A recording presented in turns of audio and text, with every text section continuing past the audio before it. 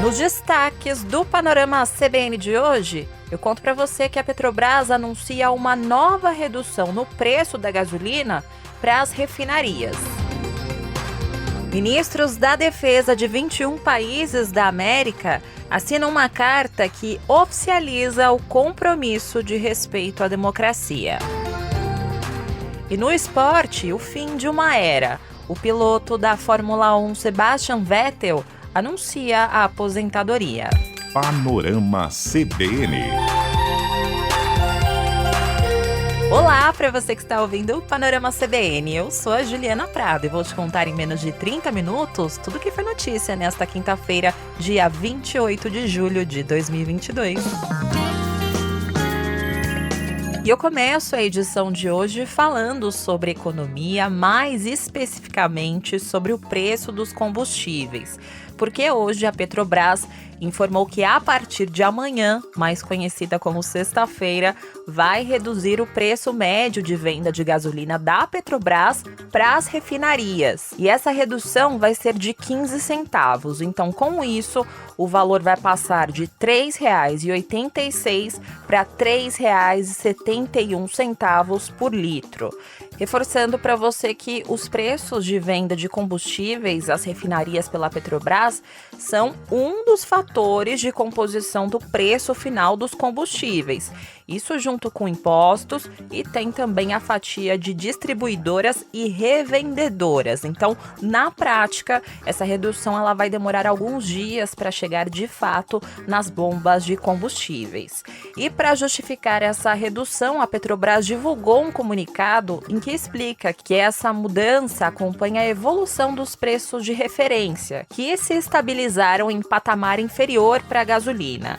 A nota ainda diz que a diminuição no valor é coerente com a prática de preços da Petrobras, que, segundo a empresa, busca o equilíbrio dos seus preços com o mercado global, mas sem o repasse para os preços internos. Um adendo aqui para você é que essa política de preços da Petrobras, ela foi criada no governo de Michel Temer e desde então a companhia tenta parear o preço da gasolina na refinaria com o preço internacional. Ou seja, os reajustes são resultado das oscilações dos preços do petróleo e também do dólar.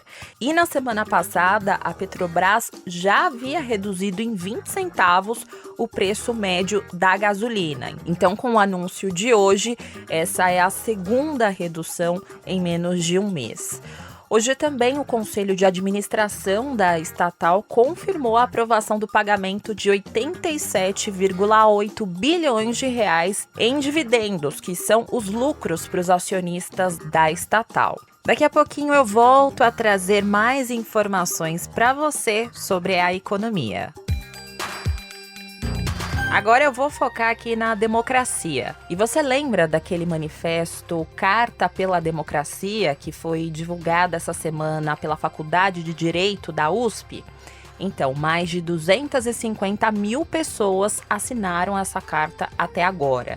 E esse documento, ele é assinado por empresários, ex-ministros do Supremo Tribunal Federal, artistas, juristas, economistas, e ela também é aberta à assinatura do público. Os interessados podem acessar o site direito.usp.br para aderir a esse movimento. E esse manifesto, ele vai ser lido pelo ex-ministro do STF, Celso de Mello, durante um evento no dia 11 de agosto. Esse documento, ele é inspirado em uma Carta pela Democracia que foi feita em 1977 e, na época, era um texto de repúdio ao regime militar. Dessa vez, o documento defende a democracia, o processo eleitoral brasileiro e também o Estado de Direito. Inclusive, hoje, esse manifesto recebeu o apoio das 8 maiores centrais sindicais do Brasil.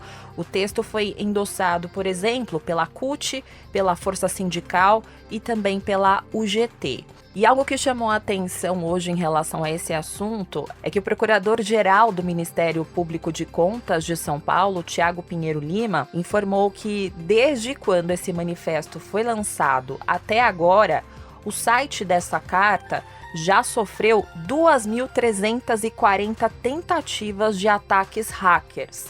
Segundo o procurador-geral, que é um dos organizadores dessa iniciativa, esses hackers já tentaram invadir o sistema e também tentam principalmente derrubar esse site. Segundo ele, colocaram o site da USP na Deep Web e estão incentivando as pessoas a derrubar esse site por lá.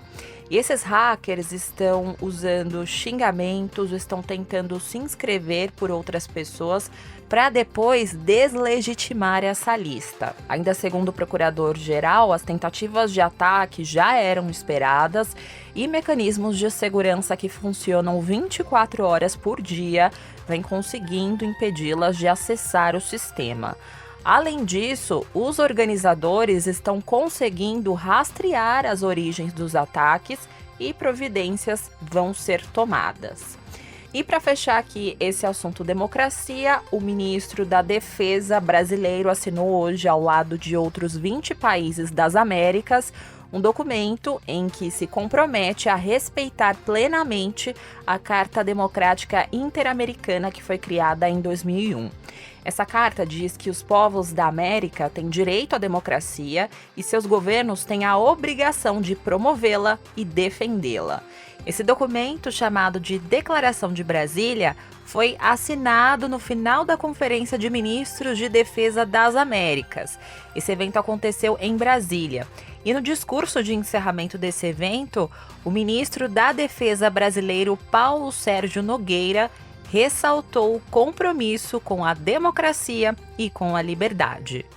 O compromisso dos nossos países com a democracia e com a liberdade é outro importante aspecto que deve permanentemente nortear as conversações no âmbito da CNBA. Por um lado concreto, os Estados-membros assinaram a Declaração de Brasília. O documento assinado hoje também cita a guerra na Ucrânia e diz que atos violentos não são meios legítimos para resolver disputas e que os Estados-membros esperam uma solução pacífica. O Brasil e a Argentina até fizeram uma ressalva em relação a esse ponto e disseram que reconhecem a ONU como a organização com foro adequado para tratar desse conflito na Ucrânia. E com isso, o tom que foi adotado pelo Brasil foi mais ameno em relação à invasão do que o adotado pelos outros países que assinaram essa carta. Esse documento ainda ressalta o papel das mulheres na área de defesa e segurança, além de defender também a necessidade de erradicar a discriminação de gênero, assédio e violência sexual. Agora eu vou falar sobre escravidão e não é sobre o Brasil Império, é sobre 2022. Para ser mais exata, só no mês de julho de 2022, 337 trabalhadores foram resgatados em condições análogas à escravidão. E 149 deles também foram vítimas de tráfico de pessoas. Esse dado que eu contei para você é resultado da Operação Resgate 2, que foi realizada em 22 estados e no Distrito Federal, e é uma ação integrada do Ministério Público Federal, Ministério do Trabalho, Polícia Rodoviária Federal, Polícia Federal e também Defensoria Pública da União. E começou no dia 4 deste mês e segue em andamento. E Goiás e Minas Gerais foram os estados com maior número de vítimas resgatadas, com 90 e 78 pessoas, respectivamente. E nessa segunda etapa da operação, os números correspondem a mais que o dobro da primeira que foi realizada em 2021. Para você ter uma ideia, no ano passado foram resgatadas 136 pessoas. E dentre elas estão crianças, adolescentes e imigrantes. E as atividades que mais contabilizaram trabalho escravo foram as de colheita em geral, cultivo de café e criação de gado para corte no meio rural. Já no meio urbano, trabalhadores domésticos foram os mais constatados. E os empregadores que foram flagrados cometendo esse crime foram notificados a interromper as atividades e formalizar o vínculo empregatício dessas pessoas e também pagar verbas salariais rescisórias aos trabalhadores. Todos esses valores somaram quase 4 milhões de reais. Além disso, eles podem ser responsabilizados por danos morais individuais e coletivos e devem ter que pagar multas administrativas e responderem por ações criminais. E sobre esse assunto, o procurador do Trabalho e vice-coordenador nacional de erradicação do trabalho escravo e enfrentamento ao tráfico de pessoas, Italvar Felipe Medina, avaliou que a pandemia agravou a situação do trabalho escravo. Ele disse ainda que a precarização dos direitos trabalhistas no nosso país contribuiu para esse alto número de pessoas nessas condições. Na medida em que temos um aumento de desemprego, um aumento de pessoas em situação de insegurança alimentar, por exemplo, um aumento da pobreza, um aumento da precarização de direitos trabalhistas, isso, claro, acaba havendo um reflexo no trabalho escravo, né? Algumas atividades clandestinas também, como por exemplo o desmatamento, quando elas avançam, geralmente o trabalho explorado dessas atividades clandestinas é também explorado de uma forma clandestina e violenta. Segundo ele, as vítimas normalmente são atraídas por boas promessas de trabalho e, quando chegam ao local, são submetidas a situações precárias. Há casos também de famílias que dizem que vão adotar uma criança e oferecer uma boa qualidade de vida, mas acabam submetendo a pessoa à escravidão e adotam um discurso de que a pessoa é da família para não arcarem com os devidos direitos trabalhistas. Panorama CBN. Voltando a falar de economia, hoje o governo federal divulgou no Diário Oficial da União as regras para o Vale Taxista. Esse auxílio de R$1.000 para esses trabalhadores, segundo o governo, pode ser pago a motoristas que atuam na profissão, mas que não são os proprietários dos alvarás. O governo informou que terão direito ao benefício os profissionais que tenham registro para exercer a profissão, emitido pelo órgão competente da localização da prestação de serviço até o dia 31 de maio de 2022, também os motoristas de táxi titular de concessão, permissão, licença ou autorização emitida pelo poder público, ou aqueles que tenham autorização para trabalhar e que estejam vinculados a esses alvarás. O governo federal prevê iniciar os pagamentos no dia 16 de agosto e cada beneficiário deve receber até 6 parcelas, observando o limite disponível para o pagamento desse auxílio, que é de R$2 bilhões. E o primeiro pagamento deve ser de R$2.000, contemplando 2 parcelas referentes aos meses de julho e agosto. E o diretor social do Sindicato dos Taxistas do Distrito Federal, Mark Wenderson Souza, disse para nossa reportagem que a inclusão dos auxiliares foi uma demanda dos sindicatos, já que esses profissionais também precisam desse benefício. O autorizatário é o dono da autorização. E o auxiliar, é que cada autorizatário pode ter um motorista auxiliar, pode também rodar nessa concessão. O governo queria pagar só para os autorizatários. E aí o sindicato, eu, a pessoa do sindicato, corri atrás para colocar os aposentados, que tem muito aposentado na praça, e os motoristas auxiliares também. Isso foi muito bom, uma vez que quem precisa mais? O cara que paga o aluguel. E a gente, graças a Deus, conseguiu encaixar eles aí, para eles também receber.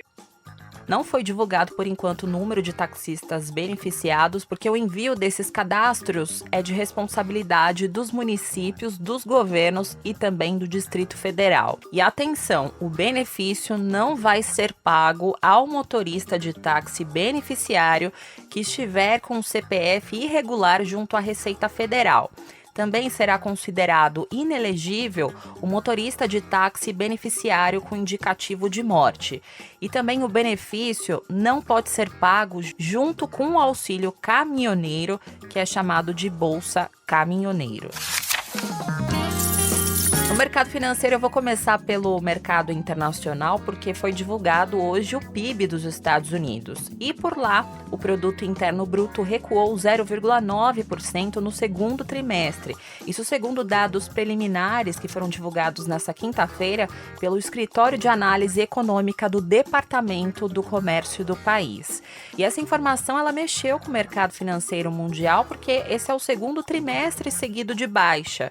O PIB norte-americano ele foi pressionado principalmente pela alta inflação no país, que alcançou o maior patamar em 40 anos, também pela elevação das taxas de juros e pela contínua pressão sobre as cadeias de suprimento. E essa queda consecutiva em 2 trimestres é vista como um forte indicativo de recessão que pode afetar o mundo todo. E é claro que essa notícia refletiu aqui no mercado interno. A Bolsa de Valores de São Paulo encerrou o dia com uma alta de 1,14%, chegando ao patamar dos 102 mil pontos, fechou a 102.596 pontos. Já no mercado de câmbio, a situação foi muito mais negativa.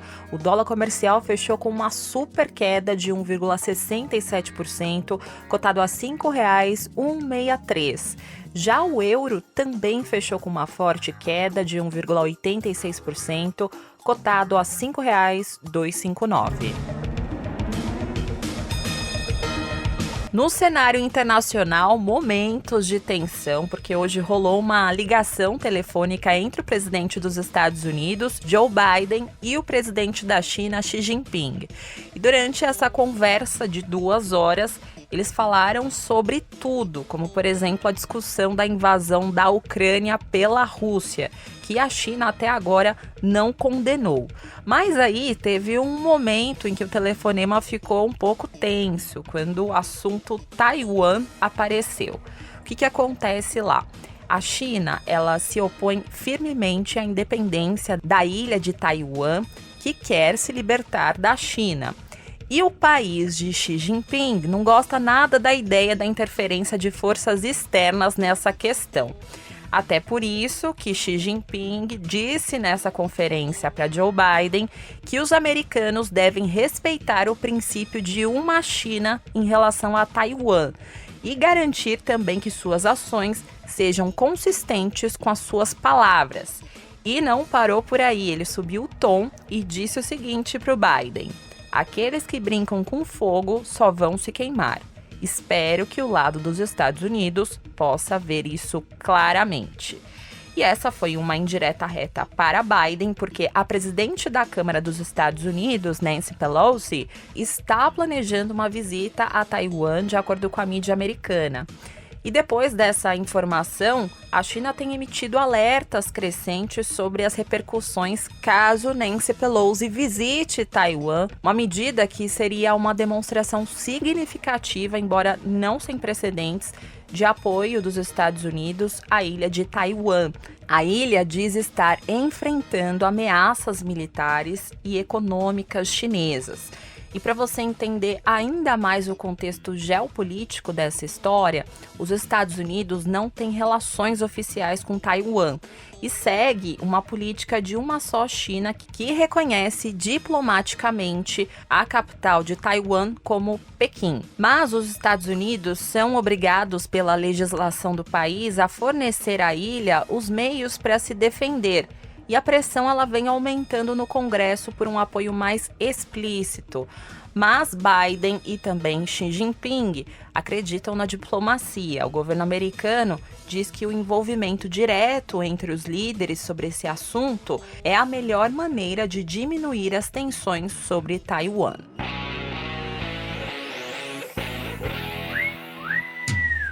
No esporte, tivemos hoje um anúncio de uma aposentadoria de peso na Fórmula 1. Até por isso que temos um convidado especial. Eu chamei aqui o Vinícius Moura, que é o nosso apresentador e locutor esportivo da CBN, para contar essa notícia mais detalhada para você. Tudo bem, Vini? Obrigada por aceitar o convite. Hoje foi anunciado o fim de uma era na Fórmula 1, né? Olá, Ju, tudo bem? Como vai? Pois é, o Sebastian Vettel, tetracampeão da categoria, anunciou nesta quinta-feira que está deixando as pistas ao fim deste ano. E foi um anúncio um pouco diferente, porque o Vettel, ele nem é de rede social, mas criou uma conta em uma rede social, colocou lá figura pública e publicou esse vídeo no qual ele coloca ali 2 motivos, ou deixa a entender 2 motivos para ele se aposentar aos 35 anos de idade. Primeiro, ele quer estar mais perto da família, da esposa e das 3 crianças. E segundo, que é o seguinte, já faz um tempo que o Vettel se questiona se ele não está sendo hipócrita de defender as causas ambientais. Ele é um grande defensor, tem sido nos últimos anos, e participar das corridas de Fórmula 1 com viagens ao redor do mundo, né, de avião, e também os próprios carros da Fórmula 1 que tem a queima de combustível fóssil, né? Isso aí a categoria só pretende mudar a partir do ano de 2026. Então, basicamente por isso o Vettel, que hoje é piloto da Aston Martin, foi tetracampeão pela RBR, está colocando um fim na brilhante carreira dele. E Vini, por que essa aposentadoria de Vettel ela é tão relevante assim para a história da Fórmula 1? É muito relevante porque o Vettel, ele vem numa geração seguinte do Michael Schumacher, né? Os dois são da Alemanha. O Schumacher foi campeão pela última vez em 2004, tem 7 títulos, e o Vettel conquistou o primeiro dele no ano de 2010, quando o Schumacher ainda estava nas pistas, mas com um carro que não era tão competitivo assim. Então o Vettel, ele só foi superado por 3 pilotos em termos de títulos e por 2 em número de vitórias na história da Fórmula 1. Super obrigada, Vini. Volte sempre. Eu vou complementar agora a informação que o Vini deu, porque depois desse anúncio, vários pilotos se pronunciaram, lógico, né? E um dos primeiros colegas de grid que falou sobre esse assunto foi o rival e amigo Lewis Hamilton. Quem curte Fórmula 1 sabe que os dois protagonizaram batalhas recentemente pelo título em 2017 e também 2018. E o piloto da Mercedes falou o seguinte, abre aspas, tem sido uma honra te chamar de rival e uma honra ainda maior te chamar de amigo. Você está deixando esse esporte muito melhor do que encontrou, o que sempre foi o objetivo. Eu não duvido que o que quer que venha a seguir para você será emocionante, significativo e recompensador, fecha aspas. Já o piloto Mick Schumacher também publicou uma mensagem de agradecimento ao amigo e também mentor. O pai de Mick é o heptacampeão Michael Schumacher, que é o maior ídolo de Vettel na Fórmula 1. Agora vou ficando por aqui, muito obrigada pela companhia de hoje. O roteiro dessa edição foi escrito por mim e a montagem e a sonorização são do Daniel Mesquita, o Dom. E você pode me encontrar lá nas redes sociais, no @Juliana_Deprado no Twitter, tem o Instagram também que é o @JulianaDeprado e o e-mail que é juliana.prado@cbn.com.br. E não se esqueça que amanhã tem a edição da manhã do Panorama CBN a partir das 7 horas da manhã com a Bianca Santos. Combinado? Beijos pra você e até mais!